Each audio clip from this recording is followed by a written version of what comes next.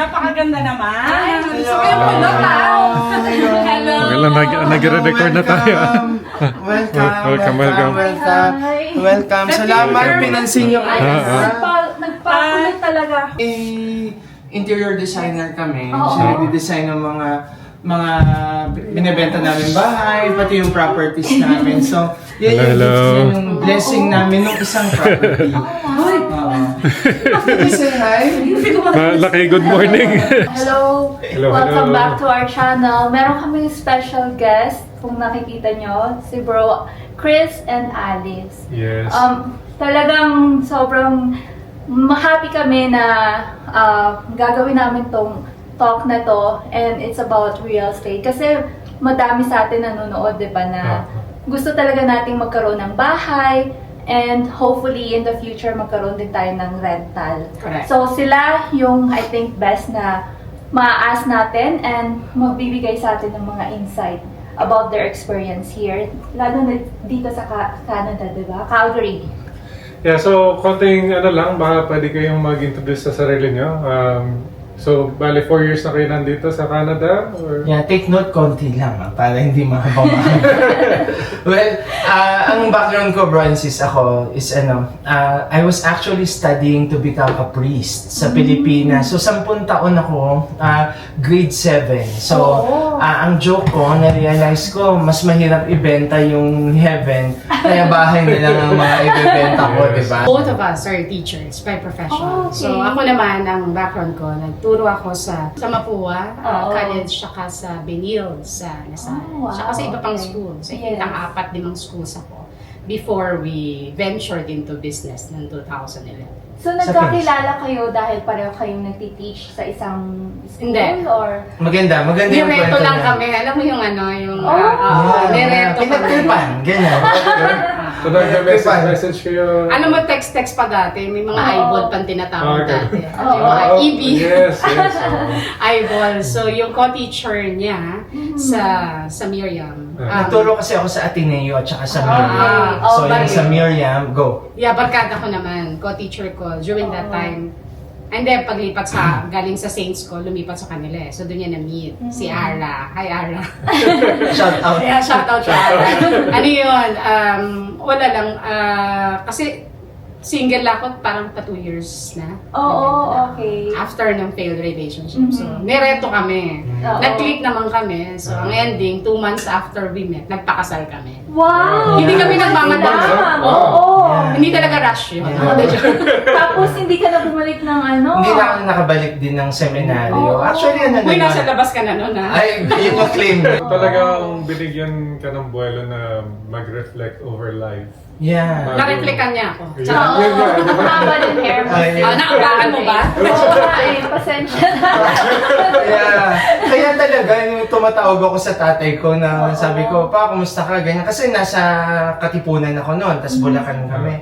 Sabi ko, pa, magpapakasal na ako. Nakita ko na yung ano ko. Sabi ng tatay ko, sira ulo ka ba? Kasi, yeah, they were hoping siguro din na partly, kasi eldest of 11 ako. They were hoping na baka bumalik pa ako ng seminaryo. Yeah. So, nag-decide kayo na i-explore yung Canada naman. Yeah. Oo. Sino yung, kaninong idea para makapunta dito? Akin. Sa'yo naman. Oo. Hindi, talagang ever since, ambisyosa kasi ako, Molly. Yun naman self-professed na Okay naman ambisyosa. yan. Oo. So, okay naman din sa buhay. Di ba? Oo. Konting drive talaga. Pagka-graduate ko pa lang ng college, lahat ng documents ready na, nasa isang folder na yan. Ganun ako ka-klaro. Oo. Meron na ako lahat ng i-require na mga tatak para makapag-authenticate kung just in case mag-upload. So, ready na yon. May mga backup na yung mga transcript ko. Kasi, I believe na there's something more. Diba? Than just, well, of course, we're grateful sa Pilipinas. But I believe in my heart that there's something more. So, talagang ready na yung document ko. Andun na siya. So, yung trigger point namin na, eto na, aalis na talaga tayo ng Pilipinas. Nung pandemic yun. Pandemic. Kasi it was, Siguro naman, trinay din nila yung best nila, pero in our opinion, it was poorly handled by the government. Yeah. Ang dami. Kasama kami sa tinamaan. Yung small and medium enterprise sa Yeah. Pilipinas, yun talaga ang tinamaan. May mga negosyo kami sa Pilipinas. Oo. So talagang nasa pool kami. Oo. So, buti naka-transition kayo during pandemic? Oo Hindi nga. kayo nagka-problema? Yeah. Basically, ano talaga, ako ayokong umalis. I think that's the starting. Kasi eldest ako sa 11 eh. Tapos ang dami naming mga sinisimula na negosyo, may mga natalo, may ilang nanalo, parang gano'n. Tapos yung mga kapatid ko ay, kasi sabi ko, sige, hindi na ako magpapanay. So I just want to make sure na kahit paano yung mga kapatid ko, nakikita ko, ganyan. Oo, yeah. Yun, pero kasi talagang, yung pandemic na nakita namin, there's so much corruption. Yeah. Sabi ko, we care for the future So ng mga first anak hand namin. talaga na kita nyo kung Oo. ano yung kalakaran doon. Kung Kitang-kita. apply kayo, mabilis lang ba agad na-approve then nakalipad na agad kayo dito? Na-deny the first time. So, Na-deny Okay. ako. So, tinabaho talaga na may overtime, nakabolo din kayo dito sa Canada. Yeah. Kailan ka So- nag-apply? Actually, Australia. Australia, oo. Kasi syempre mas malapit. Diba? Yeah. Parang lesser yung adjustment, Yeah. yung time zone. may araw-araw ganyan. pa. Oo, tsaka mura yung pamasahe. Oh, Kaya yeah. na kasi during that time, yung Australia, nag-close sila. So meron na akong admission. Meron na akong, actually may scholarship ako sa Australia. Kaya lang, kung anong gagawin natin doon, kung sarado naman. Bukas na yung Canada. Hindi pa. So sabi namin, hindi sila So, sarado mag-open. na. Sumarado na yung Australia. Wala lang siya So- lang. So lahat nagpunta sa Canada. So Okay. sabi, tinawagan ko yung best friend. Meron akong best friend na 20 years older than me. Kapag naguguluhan ako sa buhay, Oo. sa kanya ako tumatawag ko, friend. More than sa akin. Mas Okay lang same yan. lang yung sinasabi ko, hindi siya naniniwala. Ayun nga. Same lang din sinabi ng best friend, yung naniniwala Ganun talaga. siya. Confirmation, Meron din ako. confirmation. Iba kasi yung delivery. So So, sabi ko, friend, Ah. kung ito yung sitwasyon ganyan, sabi niya, alam mo friend, mabilis ngayon sa Canada. Paano yan? Meron ako kasing arthritis. Meron yung lamig. Ang lamig. Sabi niya, subukan mo lang. So sinubukan ko. Nung na-deny.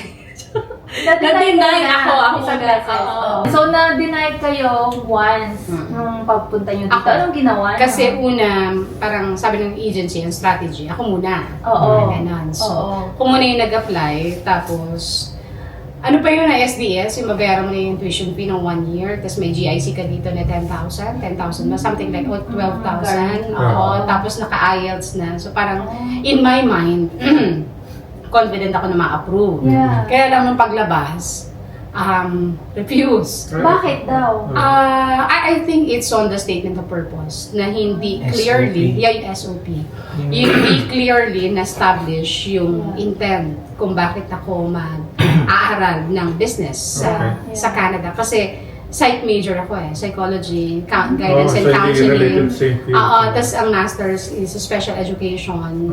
Tapos parang mag-twist ka into Something business, different. global business management yung Uh-huh. program. So parang I believe hindi naintindihan exactly. O hindi rin namin naipaliwanag Yeah. kung ano ba yung intent talaga. Oo. So, na-deny, ni-reapply. Ayaw i-reapply yun kaya lang sabi ko hindi i-reapply natin. So Yeah. talagang inano namin na inabol. Otherwise kasi magdi-defer ako. So we don't wanna do that. Oo. So, nakinig naman yung agency na humawak nun. Yeah. God willing, 3 days after, parang gano'n na, Oo. 3 or 6 days na approve. So, Okay. sila naman yung pre-process. Sabay-sabay kami pumunta ng Canada. Wow. Yan yung isa sa mga bagay na gusto kong marinig na story is yung mga nanggagaling sa atin. Paano sila nagsimula dito sa Canada. Which is inspiring yung story niyo kasi yun nga, yung mga different areas na nilokso nyo para makaabot Oo dito. nga, may Australia muna, tapos may mga Yeah. nalugi, and then nanalo ng mga negosyo, Yeah. and then nakapag-decide na dito na talaga kayo. Mhm. So, anong year kayo nakarating dito sa Canada? September 2021. 2021. So, bro, ngayon very successful na talaga kayo sa real estate, sis. Ikaw sa mortgage, yung mga applications, ganyan, di ba? Yun ba agad yung nakita nyo na gusto nyong gawin dito? That's a good question. Ano, compared sa iba, mas malayo yung starting point namin eh. Oo. Kasi international Yeah. student muna. So, temporary resident. Iba, landed immigrant. Yeah. Wow, PR na, di ba? Kami, hindi. Kasi so, nung nasa Toronto kami, nag-aaral siya. Tapos ako yung driver, ako din yung yaya ng mga kids. Oh. Tapos, I was doing odd jobs. Actually, so, na may time na aircon cleaner ako, kasama ko. Oh, pero sa sa hotel, pati yung mga HVAC nila, ganyan. Yeah. Pag yung ang lalaki ng pipeline nun, naliligo kami ng alikabok nun pag pag nagdilinis kami. So, may time din na na yung sa trades kasi may kaibigan kami and I thank him. Shout out kay Brother Ariel na talagang tinangay niya, pinagtiyagaan niya ako. Pag nagpipinturo ng wall, kasi magaling siya eh, ganda. Ako, nung nagpagpinturo, sali-saliwa yung mga Yung mga linya. Oo. Siya marunong. So, tatawa-tawa na lang si Brother Ariel sa akin. So, kasi hindi ako marunong. Kasi ang background ko sa seminaryo eh. Oo. Hindi ko naman pwedeng ipagdasal yung dingding, di ba? Oh, yeah. So, there were odd jobs, difficult moments Yeah. na bago namin yun na-navigate. Oo, yun. So, so to answer the question, hindi rin madali yung simula namin. Hindi lang namin tinambayan yung difficult moments namin during that time. The sooner na mag-accelerate kami, sabi ko nga lahat tayo may challenges, pinagdaanan. So, we just tried to navigate it quickly and then to think well. Yeah. So paano kayo yun nga, sa dami ng mga challenges na nadaanan nyo, paano kayo na-direct sa real estate? Kasi hindi naman lahat biglang sasabihin real estate. Ito pala, ito yung gusto ko. So, yun yung, paano nyo na real estate talaga yung Sige, answer? our lessons were deep. Nakita namin kasi sa Toronto na yung friends namin, so may mga Catholic groups kami, parang, na yung mga hindi bumili ng bahay dati, nung mura pa, hindi na makabili ngayon. Yeah. Nakita din naman namin, yung mga friends namin doon na bumili ng 3, 4 dati. Ngayon, 10 na, 30 na yung So properties nag-grow nila. yung portfolio nila. Yeah, so nakita namin yon. So ang question namin noon, teka, matured market ng Toronto, Vancouver, yung Montreal, Yes. alin ang susunod? Yes. Oo. Alin ang susunod? So pagka-graduate ni Alice, we decided Alberta is calling daw di ba? So, Yes. We were ano called. na kami? Pumunta na kami dito. Yan, so, pumunta na kami dito. So, bumili muna kami ng townhouse. Kasi ayaw na namin magrenta. Kasi during that time, rental bidding wars. Yeah. Yes. Kasi maraming gustong bumili nun, pumasok sa 2022 that market. time na? 2023. 2023. Pagka-graduate, kasi pagka-March siya, Okay. diretso na kami dito. Oo. Yeah, nasagot ko ba yun? So, ayun. So, nandito na kami nun. Yeah. So yun na talaga yung goal nyo, na maging realtor ka and then ikaw naman. Hindi. I think ang tanong ni Molly, how did we venture into real estate Yes. profession? Oo. Meron kaming friend na Okay. siguro nakita niya na machika talaga si Chris. So parang she was planning on building a team Okay. na magkaroon ng branch sa Alberta. Okay. Ganon. So Oo. nag-license din siya dito. So he was actually invited. So kami naman, mga Karen naman kami, mga kalad-Karen. So, kasi hindi naman namin alam ang terrain ng Canada, di ba? Yeah. So parang kapag may nag-invite, basta magla-licensing daw, ganyan. Kami naman, di sige, licensing tayo. Kasi hindi naman namin iniisip na mahirap yan or whatever. So, go lang kami ng go. So, nakakuha ng license kami sabay, actually. Kasi real estate siya. Sabi ko, ano bang partner niya? Ano bang pwedeng mortgage daw? O di sige, sakto, may finance subject ako sa school. O di, So, ini-structure na nakamadali. talaga. Oo. So, para maging complementary. Yun nga. So, hindi natuloy yung pagbubuo niya ng team dito. And sabi namin, okay, we have the license. Yeah. Anong gagawin natin sa lisensya natin? Oo. Kung hindi Kaya natuloy.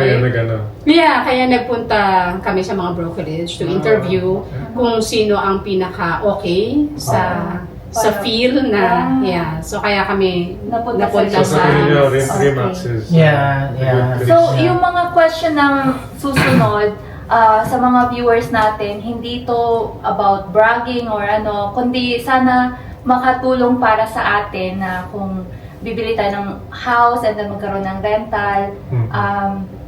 kunin natin yung insight ni Bro sa ni Sis, okay?